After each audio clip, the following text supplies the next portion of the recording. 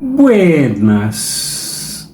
O nosso canal aqui é comprometido desde o seu nascimento com a mobilização popular, com a união do povo brasileiro a partir do núcleo abastecedor dessa energia do povo que é a classe trabalhadora. Núcleo abastecedor em todos os sentidos. Sobre isso já falei e aprofundarei num outro momento. Agora me refiro novamente à questão da mobilização. Percebe-se a explosão da mobilização popular em vários recantos do país, se não em todos, e em vários segmentos, com pressões, com lutas por pautas que reivindicam a proteção dos direitos de quem se mobiliza. Assim, foi o caso dos indígenas que ocuparam Brasília na luta pelo marco temporal. Infelizmente, o parlamento do agronegócio derrotou o marco temporal, mas a marca da mobilização como necessidade, como imposição das mudanças ficou. E acossa o Supremo Tribunal Federal que decidirá sobre essa questão.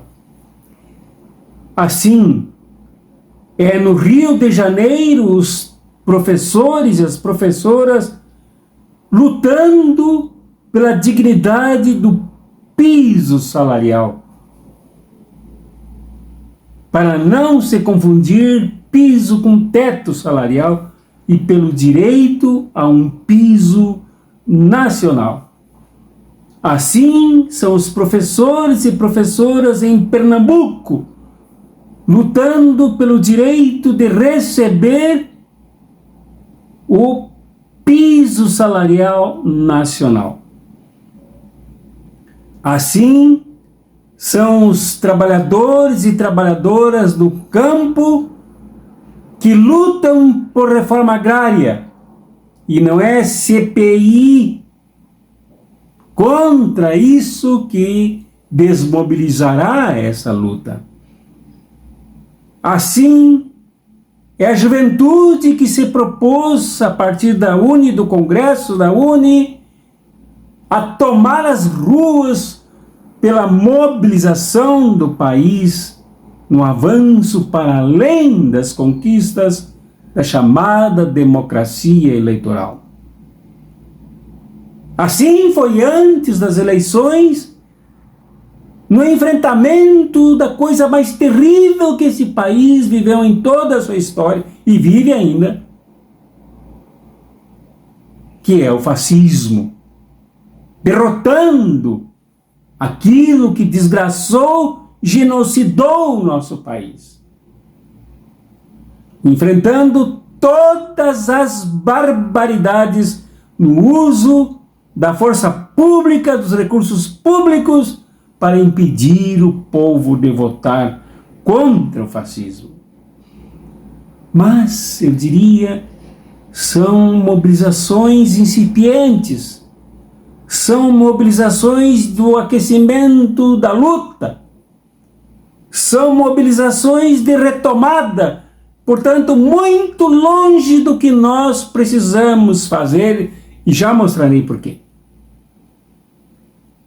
O povo precisa realmente tomar, nós precisamos, é um direito nosso tomar nas nossas mãos os destinos do país e não esperar por nenhum governante somente, e muito menos por esse parlamento agronegócio que aí está. Precisamos nos mobilizar. E chegaremos lá. senão por consciência, por necessidade. Juntando as duas, uma fortalece a outra, até chegarmos ao ponto de greve geral que pare absolutamente tudo para mudar em favor dos interesses do país e do povo brasileiro, que vem sendo sacaneado, governo após governo, década após década, e assim com 5 séculos de injustiças. E o exemplo de que nós não superamos os grandes problemas de fundo desse país está no discurso racista, divisionista, dilacerante do mapa do Brasil, feito por esse governadorzinho de meia pataca de Minas Gerais, o seu Romeu Zema. Esse histérico pregou a união do Sul, do Sudeste, contra o Nordeste e o Norte do país, dizendo que aquelas economias roubam a economia do Sul e do Sudeste. No fundo, uma campanha eleitoral já apontada pelo caminho do terror, porque o seu Zema, esse governadorzinho fascista de meia pataca,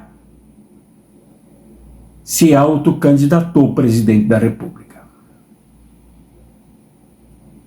O Zema, que é governador de forma tirana, terrorista, no sentido de marginalizar 80% dos municípios de Minas Gerais, jogados na miséria, na pobreza, no desemprego e na desagregação humana. Ele prega a divisão do país, uma muralha que separe o Brasil. E como isso não se faz sozinho, ele logo teve o apoio do homem cheio de leite, que desgoverna o Rio Grande do Sul, o seu Eduardo Leite, esse rapaz contraditório do Rio Grande do Sul. Talvez nem tão contraditório assim, mas um farsante. O seu Eduardo Leite logo saiu em apoio a esse discurso racista, divisionista, dilacerante e carregado dos germes da guerra civil. Depois ele disse que o que disse ele não disse, que não disse o que não disse. É assim que os mentirosos fazem. Mentem, depois desmentem a si mesmos. Pregam o terrorismo, depois despregam. Logo o seu Eduardo Leite, que ao se empossar novamente, os gaúchos e gaúchas votando nessa coisa perversa que é o governo desse homem, disse que o Rio Grande não teria uma primeira-dama, porque ele é homossexual e dedicaria o seu amor, o seu grande amor que ele estava presente, e aos abraços e beijos, em vez de uma primeira-dama, ele apresentou para o Rio Grande o seu companheiro, o seu marido. E tudo bem, o problema não é esse, o problema é a contradição desse homem que reivindica o direito de ser homossexual, o direito ao casamento homoafetivo que ele tem assegurado das pessoas decentes, mas ao mesmo tempo se coloca contra o seu povo, no Rio Grande e no Brasil. No Rio Grande do Sul, ajudou a privatizar contra todos os movimentos a CE, e com isso entregou o Estado do Rio Grande do Sul à energia privada e o povo à escuridão e mortes durante os ciclones e tempestades acontecidas recentemente. Daqui a pouco haverão outras, porque o Estado afundou na escuridão e nas tomadas sem energia, por mais de 2 semanas. Esse que quer a divisão, esse que quer a divisão do Brasil. Esse contraditório, privatista, entreguista, traidor dos bens públicos, assassino do Estado justo, protetor dos interesses do seu povo.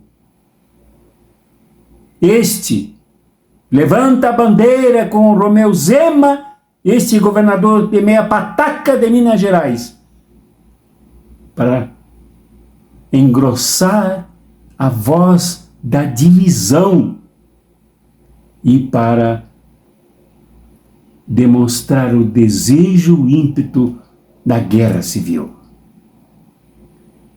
Da mesma forma, o seu Tarcísio de Freitas, este miliciano do Rio de Janeiro que virou governador num estado que deixou de votar num professor, hoje ministro da Economia do país, Fernando Haddad, para votar num estranho, pior, num miliciano que protege uma polícia cada vez mais miliciana, assassina, racista, que invade redutos, vilas, favelas pobres em Guarujá para matar pessoas indefesas em troca de uma vingança. Uma polícia miliciana que toma suas decisões jurídicas, pratica os seus vereditos e realiza pena de morte acima do Estado, acima das leis, acima do arcabouço jurídico do país, praticando o terrorismo. Aí está o seu Tarcísio de Freitas, como governador das milícias e do terror. Mas não se contenta ser governador do terror, mas também da privatização das escolas. Colocou na Secretaria de Educação um privatista do Paraná para vender as escolas públicas, as melhores escolas públicas, para iniciativa privada, de preferência internacional, multinacional. E pior, pagando mal os professores, as professoras, agora mandou instalar um aplicativo nos celulares dos professores e das professoras para espionar, escutar as aulas dos professores, afrontando a dignidade da profissão, da missão de educar, afrontando o direito à liberdade para educar, afrontando a independência da sala de aula com o sagrado dever da educação. Coisa que somente um miliciano poderia fazer. Esse também é um divisionista. O pessoal chama ele de bolsonarista, eu não acredito em bolsonarismo.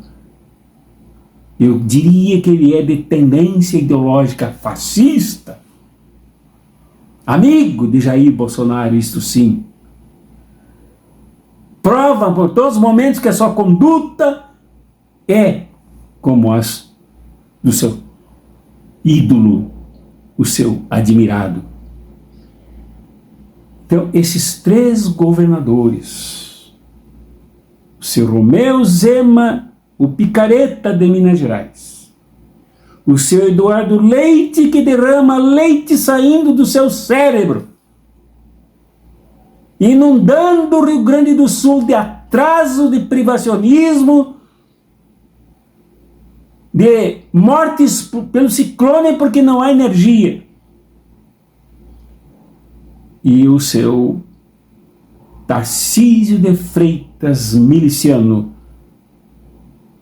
cobrindo o estado de São Paulo, mais nordestino de todos os estados, a cidade mais nordestina, mais do que qualquer cidade do Nordeste,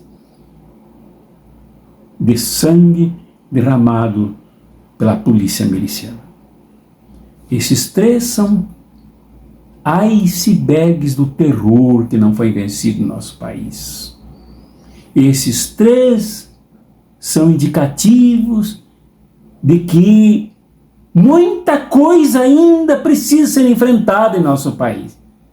Não somente com campanha eleitoral, mas com uma luta amplamente mobilizadora, com uma pauta de profunda unidade nacional, com o povo ocupando os partidos, os sindicatos, os movimentos sociais, todos os segmentos no enfrentamento disso que ainda se coloca como ameaça do nosso país, ameaça a todos nós. O presidente Lula se esforça, o presidente Lula negocia para governar, mas o seu governo age e anda como um barco em meio de profundas e assustadoras tempestades, com o fundo do mar intenso em icebergs, prontos a rasgar o casco do governo e afundar o país. Esta gente aqui mencionada quer tudo, menos paz para o Brasil. Deseja de tudo. Os três competem um com o outro e cada um quer ser candidato a presidente. Aparentemente se unem para brigarem depois. Não a favor do Brasil, mas a favor de um tal estado do Sul. E olha, eles já começaram a preparar uma pesquisa que na verdade é ilegal, é imoral, é anticonstitucional e é impatriótica, para auscultar a opinião das populações do Sul e do Sudeste quanto à divisão do Brasil. Nós estamos à beira do perigo. Assim como os Estados Unidos fizeram para dividir a Coreia, fazendo uma do norte e outra do sul, para tomar uma parte daquele país e depois tentar destruir a outra. Como fez no Vietnã, infelizmente se uniu e acabou com essa farsa. Este sonho de dividir o Brasil em dois grandes países não é novo e nem se levanta agora com estas burrices do governo de Minas Gerais, do Rio Grande do Sul e de São Paulo. Esta barbaridade já vem de longe. Já deu cadeia no passado. Já deu punição judicial no passado. E está na hora do nosso povo perceber que por detrás disso há grandes maquinações de caráter internacional. Que isso sirva para nos alertar de que nós precisamos conversar. E mais do que conversar, precisamos nos unir e nos mobilizar de verdade para esta luta que não tem tréguas e que não termina na próxima campanha eleitoral. Abraços proféticos e revolucionários. E até amanhã, às 10 horas, com o programa Pensa Nisso.